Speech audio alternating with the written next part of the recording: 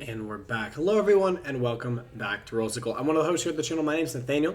I am not joined by my lovely co-host Ashley. She's out streaming for you guys, but we are bringing you guys another video. And today we're talking about something pretty serious and something that really upsets me. So let's jump into things, shall we?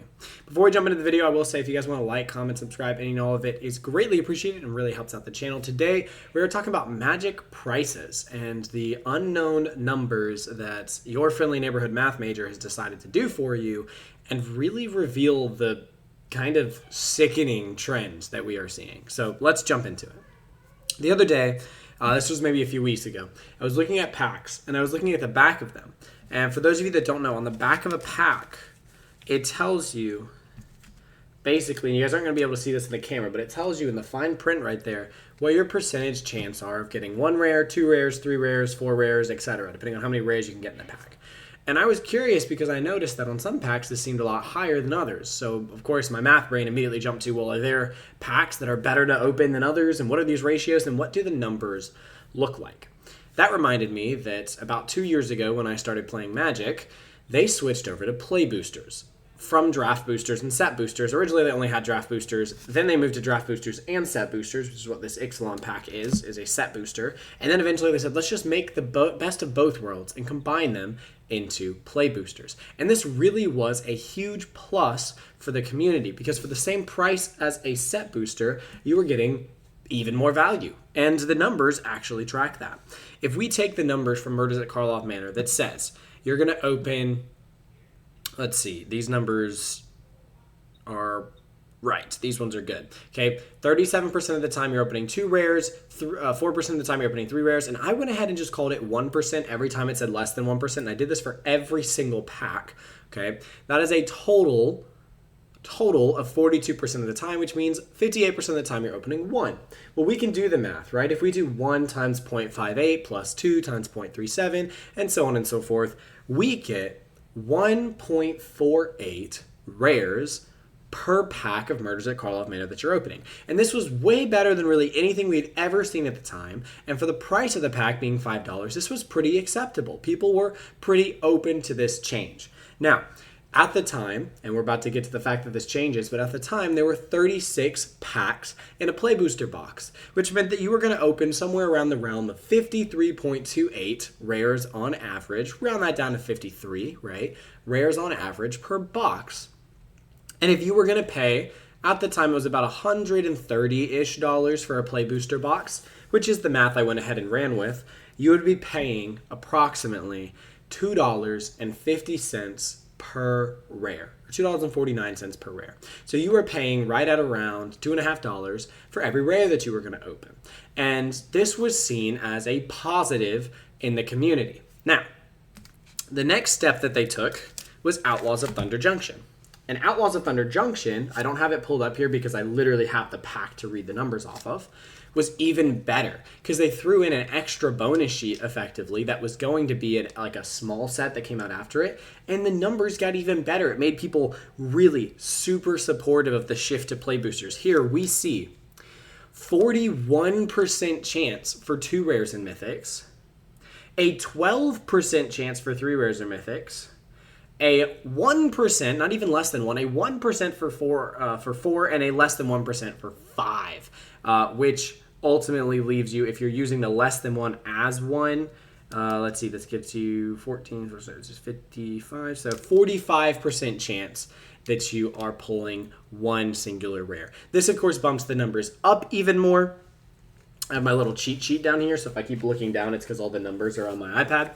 This brings the numbers up to 1.72 rares per pack. You're almost averaging 2 rares per pack at this point. You still had 36 packs in a box, so you would open, on average, 61.92, or basically 62 rares in a box. And these boxes were still going at the very accepted price of about $130 for these play booster boxes, which netted you the cheapest we would really ever see, not even really, the cheapest we would ever see, of $2.10 per rare. Almost less than $2 per rare of what you were paying. And of course, these were $5 packs. So you were, again, you can see there that the amount of rares that you're opening are very close to the amount of money that you're spending to get almost 2 per pack. It's very, very, Nice. Okay, so at this point, play boosters are basically on a high. And we move into Modern Horizons, which I didn't do because they're not a standard set. But then we come back, we don't have an extra bonus sheet, and they've decided, hey, the high of play boosters is over. People have accepted that this is the way of life. What if we sneakily drop the numbers? And they dropped them bad. I give you Bloomburrow. A 23% chance of 2 rares. Mind you, 37 in Murders at Karlov Manor and 41 in Thunder Junction, down to 23. And then we are already down to 1% and less than 1% for 3 rares and 4 rares. This was essentially the lowest we would see at this rate, being 1.28. Remember, we were just shy of 2 at 1.72, and now we are down to 1.28 rares per pack, but they're still charging you the same amount. Then we see that the box that you're paying for goes down to about 46. Remember, we were up to 62. Okay, so 46 down from 62 is a major difference. That's 16 less rares that you're opening in the same box at the same price. And we see a hike in the amount of money that you are spending per rare, up to $2.82 per rare. Every single rare in a booster box, which, mind you, will make the packs cheaper than $5, right?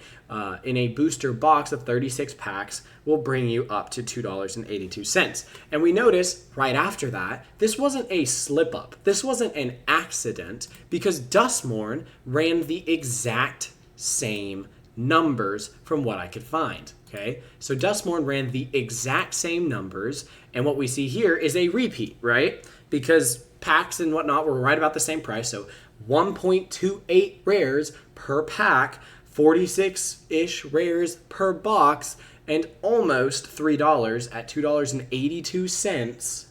$2.82 per rare. Ridiculous. Absolutely ridiculous. And the thing is that this was within the same year. At the beginning of the year, they hyped up play boosters with artificially inflated numbers, and then they were already bringing extreme diminishing returns. But it gets worse, okay?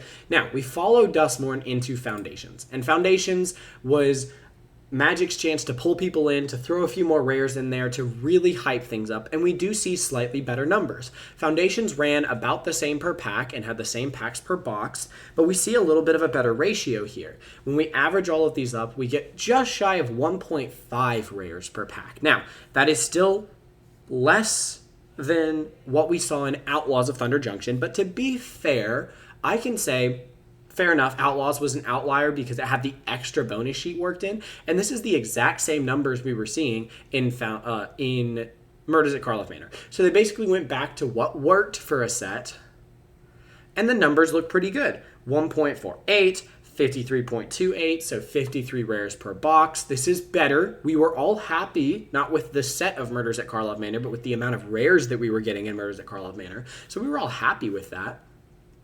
And then, of course, that is $2.49 or $2.50-ish per rare when you buy a box. Okay, so we had a slip up of 2 sets. But if they continue these numbers, then play boosters are still good. And then we get Aether Drift. Now, some of you might notice, Aether Drift's numbers look pretty good, right?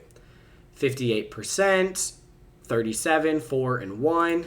58%, 37, 4, and 1. You might be asking me what changed. Aether Drift is when they decided to change to 30 packs a box instead of 36. And here's the thing. They came out there and they said, we want to make sure that these boxes are more affordable because we want people to be able to still buy an entire box.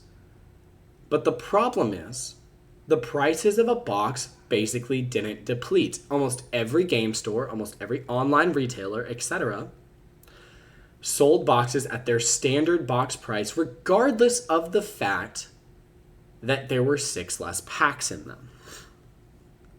And what we saw is that boxes, I worked at a game store at the time, were still selling for around $130, even though there were less packs in them.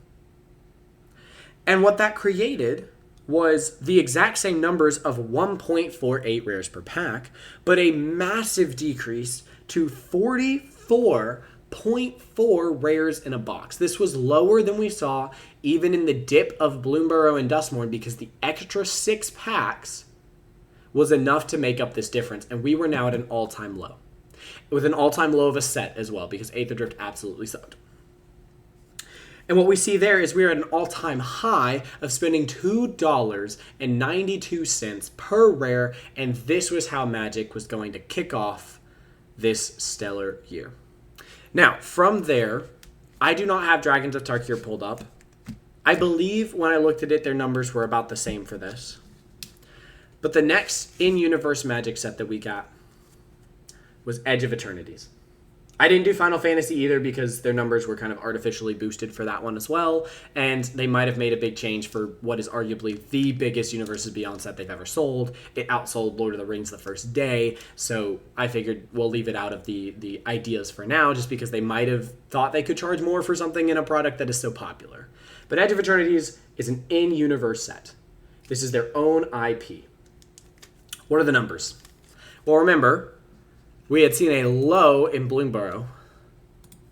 We were back up to a high, tied for a high in Aether Drift, but down to 30 packs in a box.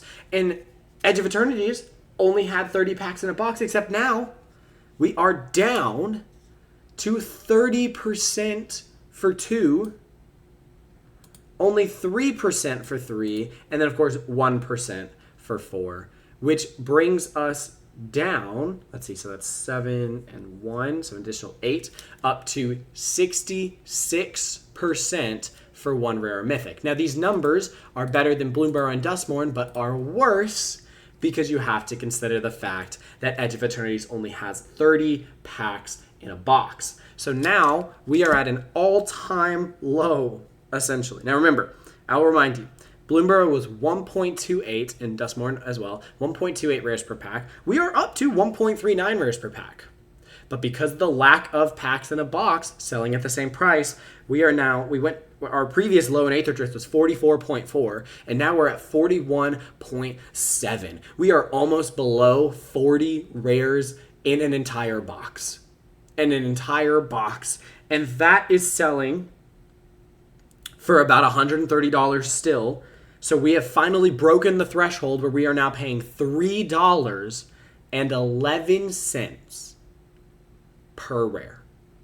Mind you, our all-time high at Thunder Junction was $2.10. Maybe that was an outlier. $2.50 for Murders at Karloff Manor, where they sold us on play boosters, and just over a year later, year and a half, we are already up to $3.11, and it gets worse. It gets so much worse. What comes next?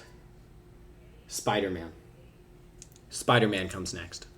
And for those of you that don't know, this wasn't a massively selling set, but it was a Universes Beyond set. And if you've looked ahead to 2026, all of our sets are standard, and more of them than not are Universes Beyond. So this is your new price for Magic the Gathering. This is not your price for Magic the Gathering. This is your price for Magic the Gathering. So you might be wondering, how many packs of these are in a box? 30 still. How much does that box cost? Anywhere from $180 to $210. So let's rein on the nicer side and work with $180. Well, you might be thinking, okay, well, they're going to charge more, so maybe they hyped these packs up. Nope. We have 1% better than Edge of Eternities at 31% for 2. 3% still for 3 and less than 1% for 4. So instead of 66% for 1, it is 65% chance for 1 rare. But guess what? That doesn't make up the difference for the fact that these cost $2 to $3 more per pack. $2 to $3 more per pack. Your ratio of rares went up from 1.39 to 1.4 per pack. And per box went up from 41.7 up to 42 per box. But because the price is so much higher at about 180, again, being generous. I saw these well past 200. We're being generous and calling it 180. You are now paying, remember, the last set was the first time we crossed $3. $3.11. You are now paying $4.28 per rare. And you might be saying, Nathaniel, we want to forget Spider-Man existed. I'm the biggest Spider-Man fan that not the biggest Spider-Man fan you'll ever meet, but I'm up there. I love Spider-Man. This is a horrible set. Magic probably wants to forget it too. Avatar. Avatar: The Last Airbender. The very next set. And the numbers have already dropped, not to a record low, not as low as Bloomburrow and Dustmorn, but we're getting back there. And remember, now we're only 30 packs in a box. Now we're $8 a pack. So it's already way worse than these, and we're almost back to their numbers. 27% for 2, 2% for 3, and 1% or less than 1% for 4, for a sum total of 70%. Mind you, this was 75%. We are almost back to the all-time low, and we're paying $8 a pack, and there's only 30 packs in a box. So where does that leave us? $1 1.34 rares per pack, just above the lowest, which was Bloomburrow and Dustmorn at 1.28. But remember, the numbers are so much worse because of the packs in a box. A record low. We have been seeing record low already. We went from 44 as a record low down to 41.7 as a record low, 42 right around the same, but of course the price was way higher because that was Spider-Man. Now we are down to 40.2. 40.2, the lowest amount of rares that you have ever seen, because there were more packs in Bloomburrow and Dustmorn, the lowest amount of rares we have ever seen in a Play Booster box. The big hype new set, into the year set, Avatar, 40.2. And remember, you're paying extra for it. $180 a box on a good day. I've seen these over 200, plenty. On a good day, $180 a box. You are now spending $4.48. Round that up, $4.50 basically. $4.50 per rare. We started at $2.50. You are now paying $2 more per rare than where we started. The set after that was all the way down to $2.10. It was looking good. They tricked us. And now it is looking pathetic. It is nothing but greed. It is absolutely abysmal to watch, and it is cruel to take advantage of your customers like this and continue to artificially drop the numbers. People like opening packs, and they're still going to open multiple rares, and there's still going to be that person that opened 3 in a pack, and there's still going to be that person whose pack was worth $50. And at the end of the day, people are not going to, the average consumer is not going to sit down and crunch these numbers and realize that they have in 2 years, 2 years, have already made us pay almost double per rare what we were paying 2 years ago. If that trend were to continue, in 2027, at the end of the year, we would be paying nearly $9 per rare. $9 per rare. That is the price that you pay for a very highly sought after Magic card, and that is what you would just be paying to open per rare. I hope that the trend does not continue, but this needs to stop. This needed to be called out, and the numbers needed to be crunched. So the next time you consider buying Magic product, the next time you consider contributing to the singles market by opening product, you need to think about, what are you really buying? What are the real chances behind that pack? And is it the same as when you fell in love with Magic a year ago, 3 years ago, 10 years ago, whatever it is? If it's worth it to you, I will never tell you not to. But I think so many people are unaware of just how dramatically Wizards of the Coast has changed the numbers to profit insane amounts of money and have now made this Universes Beyond tax the normal amount of money you're going to pay to play Magic, because it is 4 out of 7 sets. It is more Magic than non-universes within. So it is the baseline. It is what we're paying going forward. And you are going to be paying $4.50, $5.50, $6.50, because we've already seen a price increase moving into Lorwyn, right? Where it's still cheaper than Universes Beyond, but it's higher than we've ever seen for Universes Within. Why? Because they want to catch Universes Within up to Universes Beyond. They want to keep that gap so it creeps Universes Beyond up. And next thing you know, you'll be paying $9 per rare. Guys, I don't know what to say. All I can really say is leave your comments down in the comments below. We want to hear what you think. Is this ridiculous? Is it time to quit Magic? It's really hard. It's really difficult. I absolutely love this game. I think it's one of, if not the greatest game ever invented. I think it plays beautifully, and I think the mechanics are something I would be really sad to let go. But these numbers are insane. They are ridiculous. And I have never so highly considered only playing a cube, only playing on Magic Arena and not spending any money on there, or even just really dropping it entirely. I love this game and I want to see it do better, and I think we as a community need to reach out and voice and say, Wizards, this is unacceptable. These prices are unacceptable. These rare ratios are unacceptable. Stop artificially inflating the numbers of the game and start realizing that Hasbro can make money elsewhere. You don't owe them anything. We are not to be basically manipulated and used, right? So that Hasbro doesn't have to try in every other category just because Wizards of the Coast rakes in so much money. Magic can be a good game. Magic is a good game, and it's being ruined by this corporate greed. It's being ruined by how much can we make the price go up while we make the value go down. How far can we bridge that gap? The gap started here. Now it's here. Once it's here, when do you quit? When do you quit? I don't know. It's tough. I love this game. I love this game. All right, thank you guys so much for watching. Like we said, leave a comment down below. Let us know what you think. Like the video if you enjoyed it. And let me know if I crunched any of the numbers wrong, or if there are some numbers that you want me to see. I'd love to make a follow-up video, or to even just see something I might not have seen when I first did these. But I really appreciate you guys watching this. Leave a comment, leave a like, subscribe to the channel. It means a lot. We're going to continue putting out Magic content. We're going to continue putting out videos about our other hobbies, TTRPGs, video games, etc.